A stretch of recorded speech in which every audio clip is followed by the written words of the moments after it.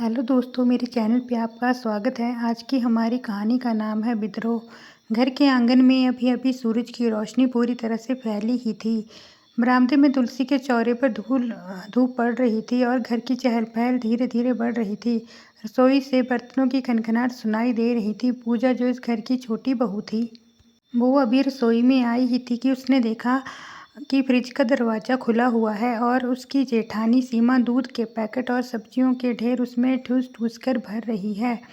पूजा ने धीरे से कहा, भाभी जी, इतना सब कुछ कहाँ से ले आई? और ये तो सारा फ्रिज भर गया। मेरे पास तो कल का बना हुआ आटा और दही भी है, रखने की जगह ही नहीं बची। सीमा ने बिना उसकी तरफ देखे हुए दूध का पैकेट अंदर ठेलते हुए कहा, अरे पूजा, तुम तो कुछ समझती ही नहीं। इतना बड़ा घर है हमारा, मेहमान आते रहते हैं। मैं तो बस अपने हिसाब से चीज़ें भर रही हूँ। तो तुम्हें क्या दिक्कत हो रही है? पूजा ने गहरी सांस लेते हुए कहा, भाभी, दिक्कत तो होती है ना। मेरा भी घर का काम है, बच्चों का टिफ़िन बनाना होता है। अगर जगह ही नहीं होगी तो मैं कैसे रखूँगी? तभी पीछे से कड़क आवाज़ सुनाई दी, बहू, सुबह सुबह ही नाटक शुरू हो गया। ये क्या हो रहा है? ये पूजा की सास बिमला देवी थी। उम्र के साथ उनकी आवाज़ में और भी तीखापन आ गया था। मैं आते ही बोली, सीमा बहू, तुम परेशान मत हो। ये छोटी बहू हमेशा शिकायत करती रहती है। घर में इतना सामान आ रहा है तो क्या बुरा है? आखिर सब तुम्हारे पापा के पैसों से आ रहा है। तुम्हें तो शुक्र करना चाहिए कि तुम्हारे जेठ जेठानी घर में सबका ध्यान रखते हैं। पूजा के चेहरे पर ठेस पहुंची। उसने धीरे से कहा, मम्मी जी, मैं बस इतना कह रही हूँ कि मेरे लिए जगह नहीं बची है। मेरे बच्चों के दूध दही कहाँ रखूँ? विमला देवी ने व्यंग्य से कहा, अरे, जब घर में इतने लोग रहते हैं तो थोड़ा बहुत एडजस्ट करना पड़ता है। क्या तुम अकेली बहू हो यहाँ? तुम्हारी जेठानी कितनी समझदार है। वो तो कभी शिकायत भी नहीं करती। पूजा चुप हो गई, लेकिन मन ही मन उसकी आंखें नम हो गई। उसे लगा जैसे इस घर में उसकी कोई सुनवाई ही नहीं। रात को जब सब खाना खाकर अपने अपने कमरों में चले गए तो पूजा ने अपने पति राजेश से कहा, सुनो, ये रोज रोज का तमाशा मैं और नहीं सह सकती। फ्रिज मेरा भी है, पर हर बार भाभी अपनी मर्जी से भर देती हैं और मम्मी जी उल्टा मुझे ही डांट देती हैं। राजेश थका हुआ था, ऑफिस से लौटा ही था। बोला, पूजा, तुम्हें हर बात को इतना दिल पर लेने की आदत पड़ गई है। माँ को टेंशन मत दो, थोड़ा एडजस्ट कर लो। भाभी भी तो घर का काम देखती हैं। पूजा ने आहत होकर कहा, तो फिर मेरी जिम्मेदारी क्या है? क्या मैं इस घर में सिर्फ सबकी सुनने के लिए आई हूँ? राजेश ने बिना जवाब दिए करवट बदल ली। पूजा रात भर तकिए में मुँह छिपाकर रोती रही। अगले दिन सुबह विमला देवी ने पूरे आंगन में जोर से कहा, देखो देखो, छोटी बहू को फ्रिज में जगह चाहिए। अरे बहू, घर में जगह दिल में बनाई जाती है, फ्रिज में नहीं। अगर तुम्हें इतनी परेशानी है तो तुम एक नया फ्रिज मंगवा लो। पूजा का चेहरा लाल हो गया। मैं सोच भी नहीं सकती थी कि एक छोटी सी बात को सबके सामने ताना बनाकर पेश कर दिया जाएगा। सीमा ने भी तंज कसा, हाँ माँ, सही कह रही हैं आप। आजकल की लड़कियाँ मायके से दहेज कम लाती हैं, लेकिन नखरे बहुत लाती हैं। पूजा ने महसूस किया कि उसकी आवाज़ दब गई है। हर रोज़ उल्हानों की नई कहानी शुरू होती। कभी कभी उसकी रसोई की आदतों पर ताने, कभी उसके बच्चों के खाने पर, कभी उसके कपड़ों पर, और अब तो फ्रिज में जगह पर भी ताने सुनाए दिए जाने लगे। घर में वही माहौल बना रहा, छोटी छोटी बातों पर ताने, उलाहने, कटाक्ष। पूजा ने कई बार सोचा कि चुप रहना ही बेहतर है, लेकिन हर बार कोई ना कोई ऐसी बात हो जाती जिससे उसका धैर्य टूटने लगता। उस सुबह पूजा ने बच्चों का टिफ़िन तैयार करने के लिए फ्रिज खोला। अंदर दूध का पैकेट गायब था। उसने सोचा शायद कहीं नीचे रख दिया गया होगा। खोजते खोजते उसे पता चला कि सीमा ने सारा दूध निकाल कर अपने कमरे में रख लिया है। पूजा ने धीरे से कहा, भाभी, मेरा दूध कहाँ है? बच्चों का टिफ़िन बनाना है। सीमा ने चश्मा ठीक करते हुए कहा, अरे वो तो मैंने रख लिया है। कल मेरी सहेलियाँ आने वाली हैं, उनके लिए स्मूदी बनानी है। तुम तो बाहर से नया पैकेट ले आओ। पूजा ने हैरानी से कहा, भाभी, ये तो मेरे बच्चों का दूध था। उन्हें बिना दूध के स्कूल कैसे भेजूं? सीमा ने हंसते हुए कहा, तो क्या हुआ, एक दिन बिना दूध के चले जाएंगे। इतनी टेंशन मत लो। इतना सुनना था कि पूजा का दिल भर आया। वो सीधी सास के पास कमरे में चली गई और कहा, मम्मी जी, ये तो हद हो गई। मेरे बच्चों का दूध भी भाभी ले लेती हैं, मैं कब तक सहूं? विमला देवी ने बाहें चढ़ाते हुए कहा, बहू, बार बार क्यों मेरे पास आती हो? सीमा बड़ी बहू है, उसे घर संभालने का हक है। तुम्हारे बच्चों का दूध कितना खास है, सबके बच्चे होते हैं। हमारे ज़माने में तो हम खुद बिना दूध पिए बड़े हो गए। थोड़ा बहुत चलता है। पूजक की आंखों से आंसू छलक पड़े। उसने धीरे से कहा, मम्मी जी, मैं तो बस इतना चाहती हूँ कि बच्चों को उनका हिस्सा मिल जाए। विमला देवी ने तीखे लहजे में कहा, हिस्सा? अरे ये कोई मायका है क्या जहाँ हिस्से बांटे जाएं? ये ससुराल है, यहाँ नियम वही चलेंगे जो बड़ी बहू और मैं चाहेंगे। पूजा चुपचाप कमरे से निकल गई। उसके कदम भारी हो गए। शाम को जब पूजा ने बच्चों को खाना परोसा तो वे बोले, माँ आज टिफिन में दूध क्यों नहीं रखा था? सब दोस्त बोल रहे थे कि बिना दूध के ब्रेड सब्जी खाना अच्छा नहीं लगता। पूजा ने उन्हें चुप कराते हुए कहा, कोई बात नहीं बेटा, कल से सब ठीक होगा। लेकिन अंदर ही अंदर उसका दिल टूट रहा था। रात को जब राजेश आया तो पूजा ने फिर शिकायत करी, सुनो आज भाभी ने बच्चों का दूध तक ले लिया। अब बताओ मैं और क्या सहूँ? राजेश ने थकान से आंखें मलते हुए कहा, पूजा तुम हर बात को बढ़ा देती हो, घर में शांति रखो। भाभी से उलझने का कोई फायदा नहीं। पूजा ने रोते हुए कहा, तो फिर मेरा हक कौन दिलाएगा? क्या मैं इस घर में सिर्फ चुप रहने के लिए आई हूँ? बच्चों की ज़रूरत भी मुझे ही पूरी करनी है, तो फिर क्यों हर बार मुझे ताने सुनने पड़ते हैं? राजेश खामोश हो गया क्योंकि उसके पास कोई जवाब नहीं था। अगले ही दिन बिमला देवी ने पूरे मोहल्ले में कहानी फैला दी, अरे मेरी छोटी बहू तो बड़ी अजीब है, फ्रिज को लेकर रोज़ झगड़ा करती है, दूध सब्जी के लिए लड़ाई करती है, घर में शांति ही नहीं रहने देती। रिश्तेदार जब घर आते तो ताने कसते। पूजा तुम इतनी छोटी छोटी बातों पर क्यों झगड़ती हो? घर में सामंजस्य रखना चाहिए। पूजा चुपचाप उनकी बातें सुन लेती, आगे से कुछ कह नहीं पाती, लेकिन उसके भीतर गुस्से की आग धधक रही थी। सीमा भी मौका नहीं छोड़ती। जब भी कोई मेहमान आता वह कहती, देखिए हमारी छोटी बहू को तो बस फ्रिज चाहिए, बाकी घर का कोई काम उसे सूझता ही नहीं। लोग हंसते और पूजा का चेहरा शर्म से झुक जाता। एक दिन पूजा ने तय किया कि अब और नहीं सहा जाएगा।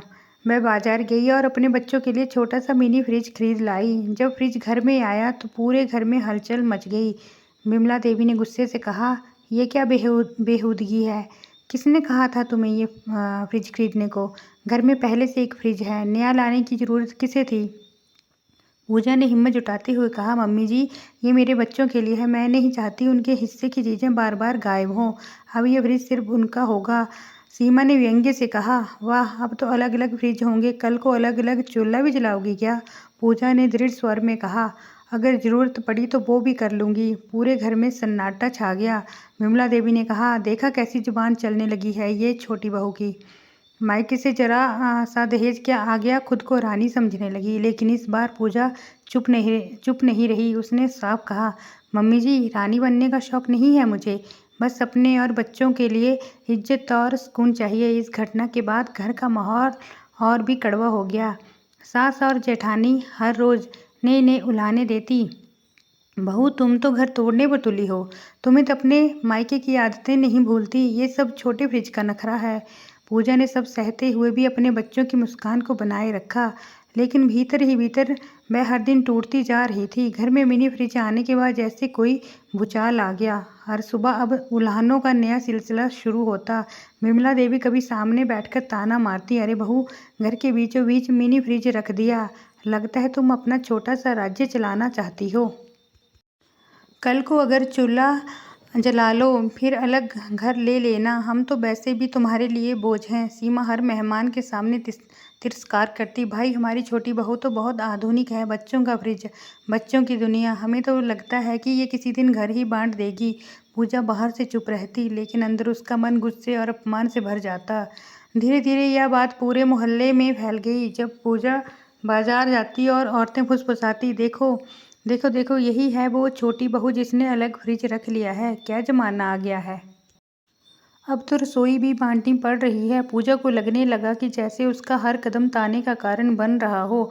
उसके बच्चों पर भी इसका असर पड़ने लगा। स्कूल से लौटकर बेटा बोला, माँ आज दोस्तों ने कहा कि तुम्हारे घर में सब लोग झगड़ा करते हैं, क्या ये सच है? पूजा ने बेटे को गले लगाते हुए कहा, नहीं बेटा, झगड़ा नहीं, बस थोड़ी अनबन है, तुम चिंता मत करो। लेकिन बच्चे समझदार थे, वे भी घर का माहौल भांपने लगे थे। कई बार खाना खाते खाते चुपचाप आंसू पोंछते। पूजा का दिल और भी टूट जाता। राजेश अब और भी ज़्यादा खामोश रहने लगा। वह दफ्तर से लौटकर सीधा अपने कमरे में चला जाता।